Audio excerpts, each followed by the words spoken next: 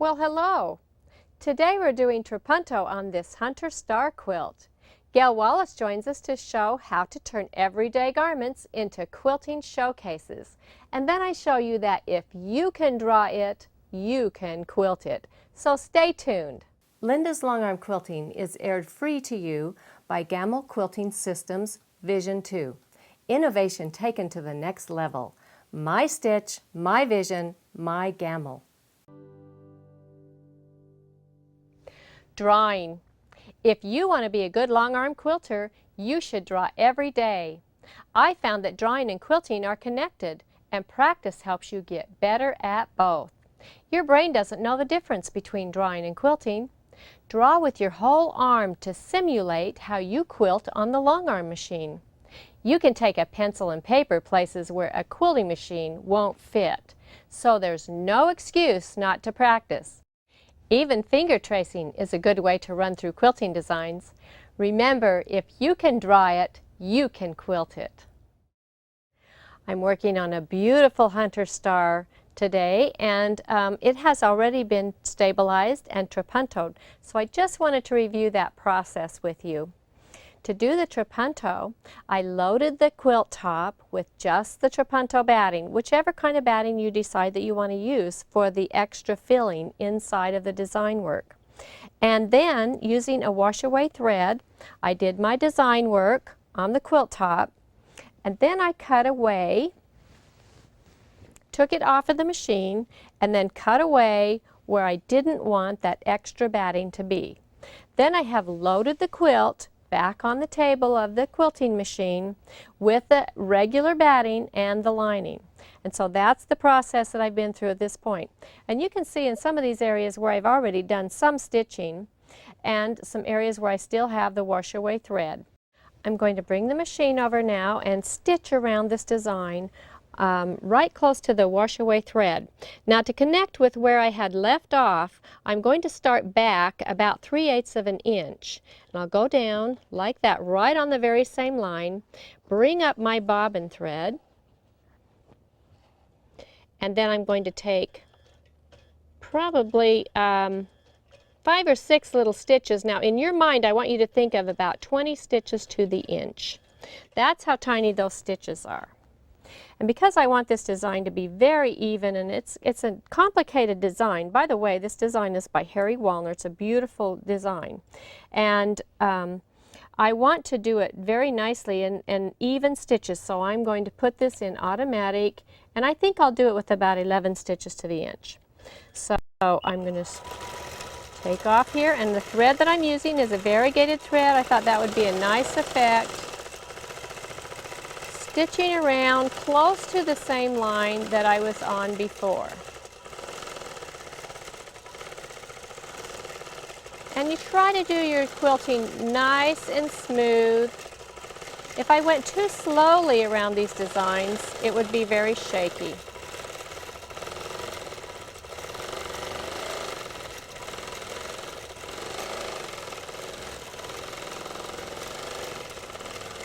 And so you would continue to go around your design like that and stabilize the entire quilt. Now, what I'm going to do at this point is come back around this. I'm going to echo about 1/4 of an inch. Now, some of the areas on this design are very complicated, and I don't want to really echo into these lines because this is even closer than 1/4 of an inch. So I'll show you what I'm going to do at this point. I just bounce in and come around, bounce up and around like this. I'm still going to have to go back and quilt in those areas because you have to quilt close to that trapunto or it won't be raised up. So at this point, I'm going to show you what design I'm going to put in there. I'm going to do a little tiny swirl.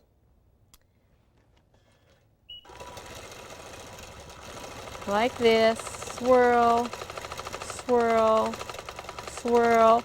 Now if I get into an area like that, I can just follow my way out, swirl. This is going to give it a lacy look. And of course the variegated thread is going to change colors. It's going to go from light to dark. This is going to pound all of the area around the trapunto down and flatten it out, which will raise the trapunto even more. So I stay right in this area, come right down here with the swirls into this point, like that. And if I need to get to another area, I simply go over that outline again. Come down here like this, bring myself out like that. You can't get cornered if you know that it's okay to go over that line again if you need to. No problem. Now by doing this all around the design work, and of course I would finish all the design work before I even started this process, I can already see how this has just popped this trapunto right out. Now for the rest of the area, I will just be able to echo and not worry about doing those tiny swirls again. So this is going to take a lot less time, you see, than doing a tiny stipple or tiny swirls all over the quilt. And yet I've accomplished what I needed to do around the trapunto. There we go. So that will just be gorgeous and really bring in a lot of the blue. When I pick threads, I do it with the thought in mind of bringing in the other colors and the other things into different areas. So by bringing this, this beautiful variegated thread in here, I can bring the blue in from the outer edges. So I love the effect that has created. Now I'm going to go over to one of the side borders and see what we can do out there.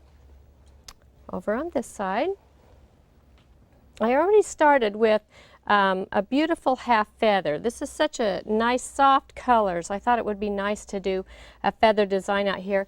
And oftentimes we think we have to do the whole feather, and we don't. We can just do a half of a feather design, and it's real easy to do. So again, I'm going to make my connection here by doing my little threads along the same line, tiny, tiny stitches. There we go. Just move my threads out of the way and up and around to the side border and down. Round and follow the side. Round and follow the side. Round and follow. Round and follow. And you can see how fast and how easy it would be to do that. Beautiful half feather border all the way around your quilt. Now I'm going to switch to a metallic thread and show you how we can do a border design and also pop those stars out of this Hunter Star quilt.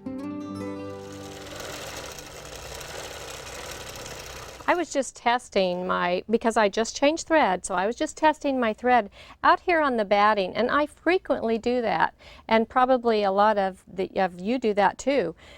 Because it's already loaded out there, it's an easy place just to go out, and also when you change thread, you've brushed out your machine, so your thread might be dirty, or maybe you've even put a drop of oil in the bobbin area. So it's really important to run some of that thread out and make sure that you have good tension before you actually sew on your quilt. Now out in the outer border, I'm going to do what I call a feather meandering pattern. And to do that, I think of crescents and swirls. Now crescent is a half a circle. So we do a half circle, and then a swirl. Half circle, and a swirl. Now if we're going to call it a feather meandering, we'd better put a feather in there somewhere.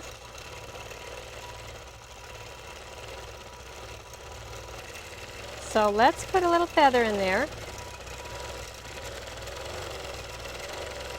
There we go.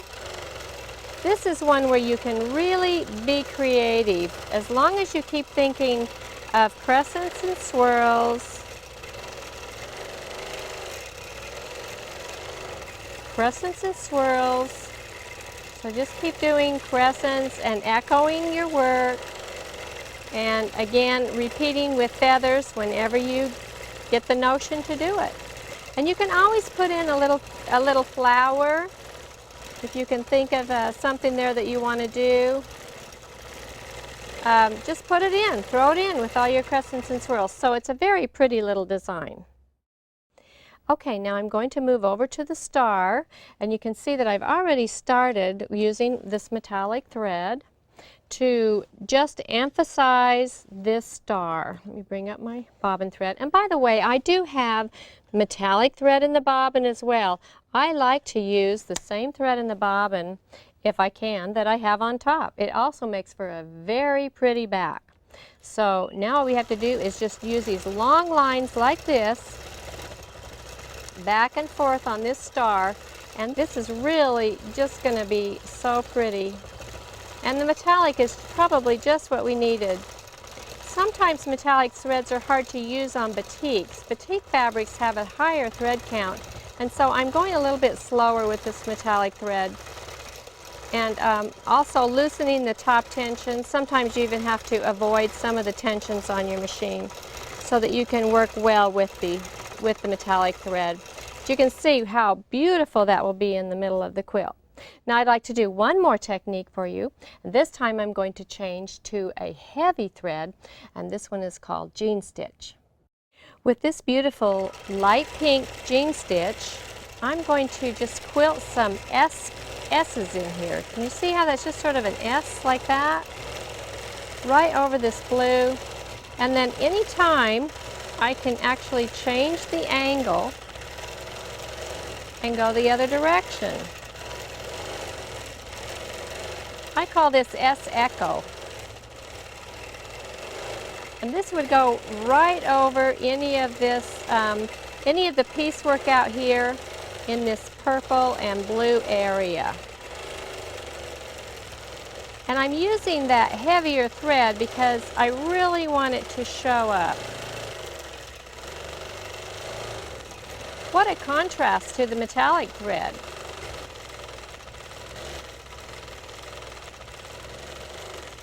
And then I'll come this direction. You can see I'm just changing directions. It's just nice and smooth. You know what? It's so fun. And it's so easy. I could even throw in a swirl now and again if I felt like it. You just relax and have fun with all of this.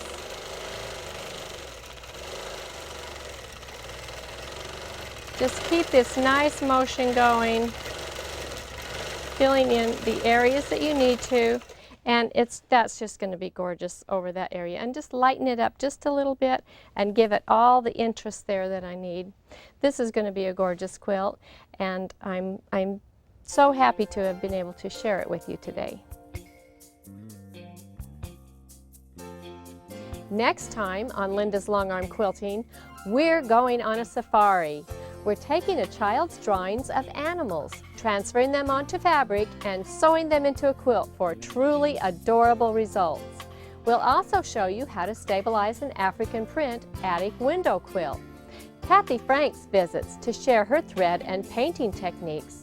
And we look at a good way to organize your thank you notes and testimonials. Remember, if I can do it, you can do it. See you next time. I've been teaching more than 20 years, and I believe that my left-handed students have had to conform to the right-handed world when it comes to long-arm quilting. Stop! Not anymore. Now with the new Gamma Vision 2, left-handed quilters can easily customize the quilting machine to their own comfort and needs. My stitch, my vision, my Gamma.